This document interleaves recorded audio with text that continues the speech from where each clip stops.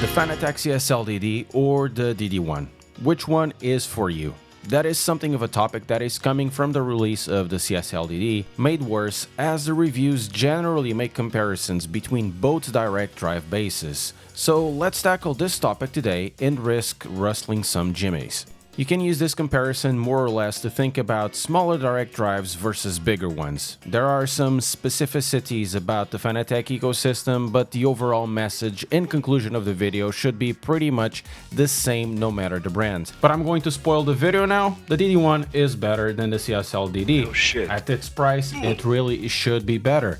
But this is the case of any wheel of this caliber, like the SemiCube 2 and the VRS wheel and so on. Any bigger wheel will always be, or most likely be, pretty much all the time better than the smaller wheel counterparts. Choosing one over the other is not that simple, like any other purchasing choice ever is. As a necessary disclaimer, both wheels were sent for review by Fanatec, and I have an affiliate link below if you want to help the channel out.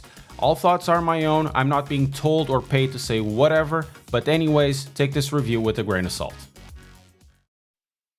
These wheels have completely different objectives and of course price points. The CSL DD is more or less the Logitech G wheel of the direct drives. It's made to provide a great experience at a more affordable price point while still using a complete ecosystem. The DD1 or DD2 is made to provide a more premium experience while allowing for more forces that can be essential for immersion or replicating certain driving experiences that require a high torque to be delivered. For the price and features, we will start with the big dog today.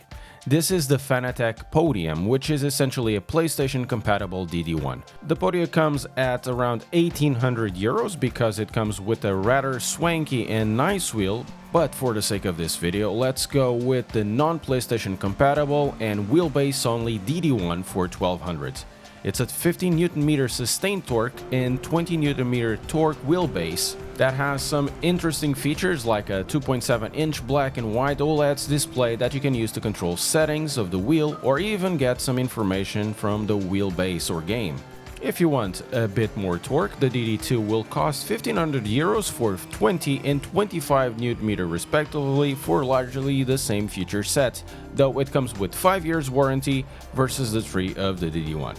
Looking at it, it is indeed a sizable beast that doesn't look half bad for something that is essentially a box. The frame is built out of metal, flanked on the sides by carbon plate. These carbon plates have this nuanced blue filament that gives a slightly blue speck at certain light angles. Running the risk of sounding like a total snob, the design is simple and functional, it's boxy with the details making it stand out. The CSL DD, on the other hand, is a much cheaper wheel and significantly smaller. It comes as a replacement of two wheels, the CSL Elite if you buy the 5 Nm version and the CSW if you buy the 8 Nm power pack. It will start at 350 euro if you buy the 5 Nm version and 480 euro for the 8 Nm boost pack version if you buy it in the pack. It's a much smaller package where the base is its own heatsink, and to attach it, it uses T-slot rails for M6 bolts. It's a more industrial design which has function over form. Every single aspect of it screams, let's not waste any money on design, which is fair enough considering the price tag. The boost pack price remains a criticism. At 130 euro for a power brick, it's quite a lot. It's either that or the 5 Nm version is sold at a very low cost, maybe a little bit of both. Both wheels use the same set of functionalities: driver set and fan labs. The installation process on the DD1 is pretty much the same as any other wheel that can be bolted from below. The CSL DD, on the other hand, is one of the easiest installing processes in sim racing. You just need to half bolt a T-slot nut, slide the wheel in, and then tighten it up, and it's done. The CSL DD comes with 6mm T-slot nuts in the box. This is done to install your wheel also on a regular rig. Not all of the side-mounted options will take M6 though, but the T-slots are compatible with M8 nuts. These will have to be purchased separately. Both wheels can be mounted to the table. The CSL DD has its own mount, while the DD1 can be mounted with the Club Sport mount, but in reality, does it mean that you really should? The form factor of the wheelbase will make a huge difference in where the monitor placement is going to happen. The DD1 is a quite long and tall wheelbase, I must say, so the options are monitor dependent.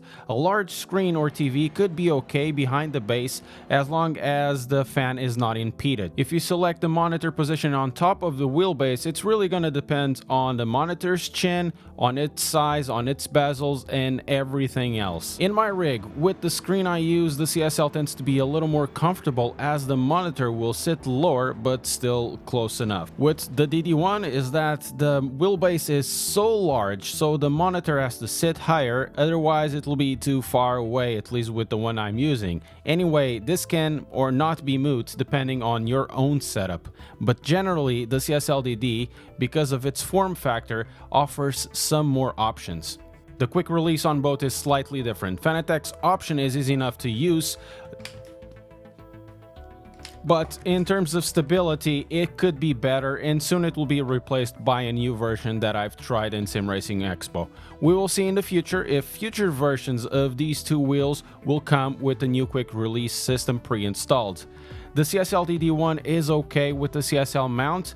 The Club Sport mount is loose side to side, requiring the bolt to secure it. It doesn't make it a very good quick release system in that case. The old P1 type mount requires some force and moves all about even with the bolt. I've seen a report of a broken P1 mounting, so exert force in the middle of the wheel. Going towards the DD1, it is indeed a tighter fit that sometimes requires a bit of silicone grease to make it easier to take it off and to insert it, especially with this podium.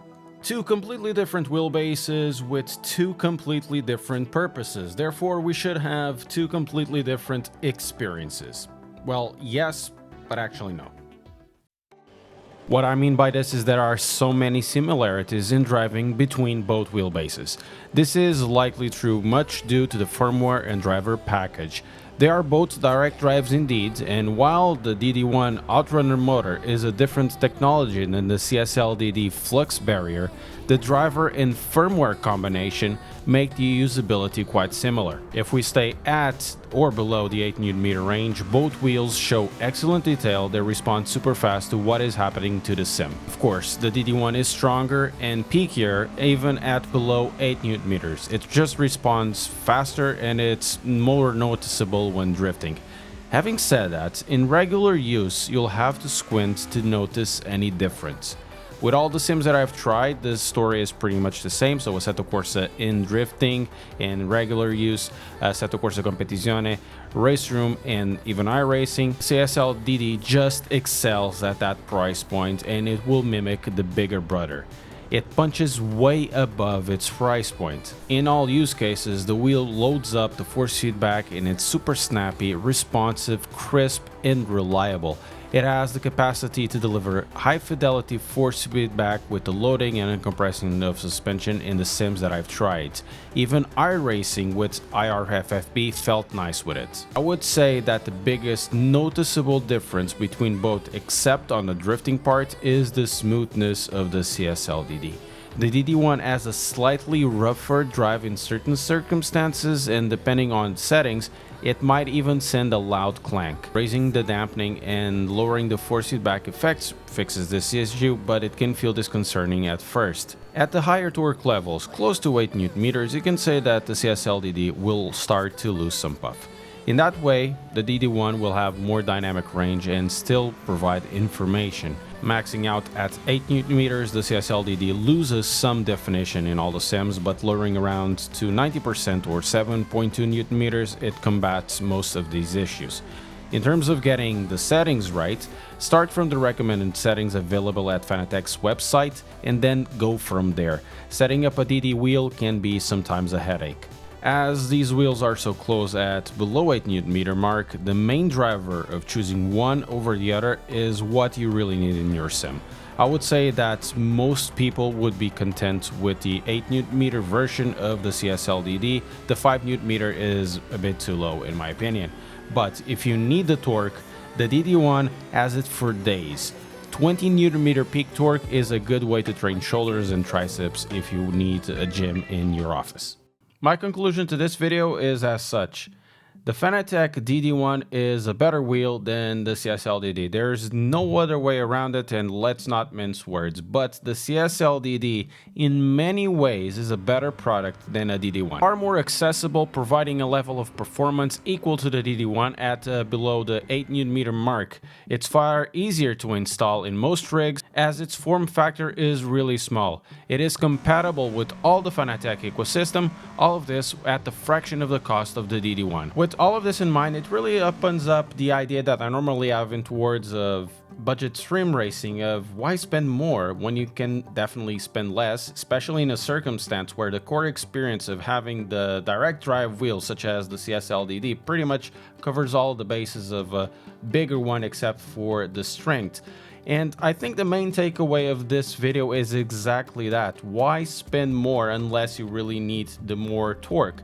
And I suppose this will be very much the case with other wheels on the lower power mark, like the C-Magic M10 or even the Alpha Mini. Between the two, I'm not even sure which one I'm gonna keep on my rig. I do prefer a little bit of the extra speed that the DD1 has, but in terms of form factor, I much rather have this on my rig. It allows me to lower the monitor. So it's a really tough choice for me, but it's a good choice to have.